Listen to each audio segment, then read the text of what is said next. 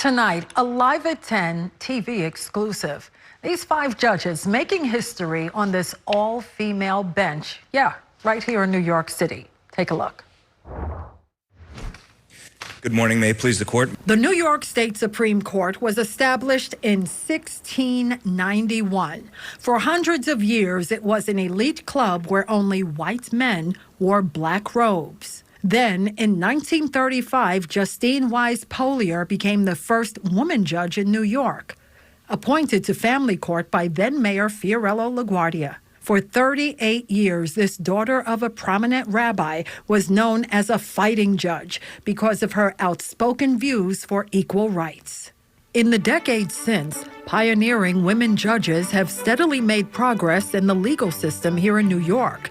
Today, some 45% of Supreme Court judges are women, according to the unified court system. And as of January 1st of this year, a breakthrough on the bench.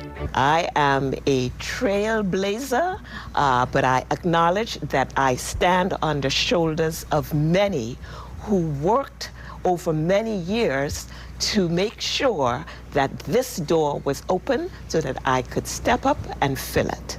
For the first time in New York State history, Judge Waveney Toussaint presides over this all-female bench of the appellate term.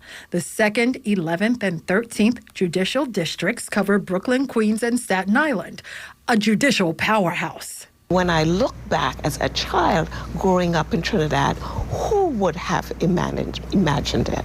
Judge Cherie Buggs is proud to be part of this historic bench. Growing up in Southeast Queens, she's still a powerful force in this community. I would wonder why anyone would be surprised that we have 5 educated, intelligent, smart women. Why anyone would be shocked that we can work together well. We are in what we call the People's Appellate Court. Growing up on Staten Island, Judge Marina Coramundi has seen firsthand the underrepresentation of women in the legal system. When I was elected to Supreme Court in Staten Island, I was asked to sit on the criminal term, which was only back, I was elected in 2019 to Supreme Court. And I was asked because I was going to be the first woman to ever sit on the criminal term in Staten Island in the whole history. At first, I truly could not believe that that could be true in 2019.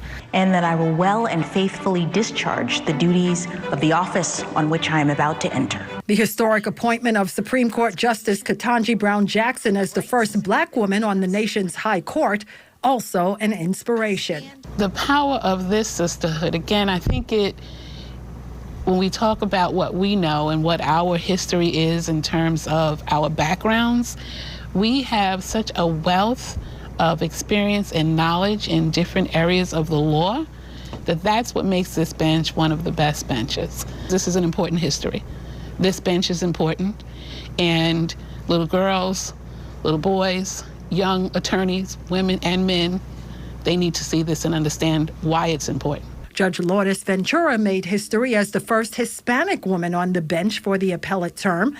She credits her Dominican roots for giving her the strength to persevere. My swearing in, my induction when I became a judge in December of 2018, I actually used my great-grandfather's Bible from the Dominican Republic, which was over 100 years old, to be sworn in, because I couldn't even imagine that he could have ever imagined that he would have children and grandchildren in the United States.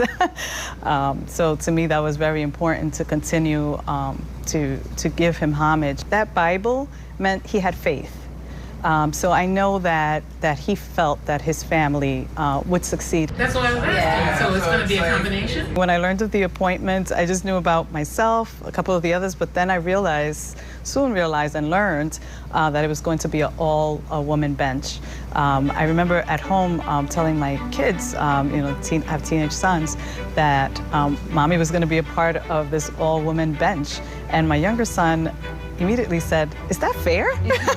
And I was taken aback a little because I'm like, well, it's been the other way forever. These 5 jurists charting a new future for the next generation with a clear message: let the women be the judge. New York's doing better than most states. According to the Brennan Center's State Supreme Court Diversity Update released just a couple of days ago, there were no black justices in 24 states. There were no Latino justices in 40 states and D.C., and no Asian American justices in 42 states.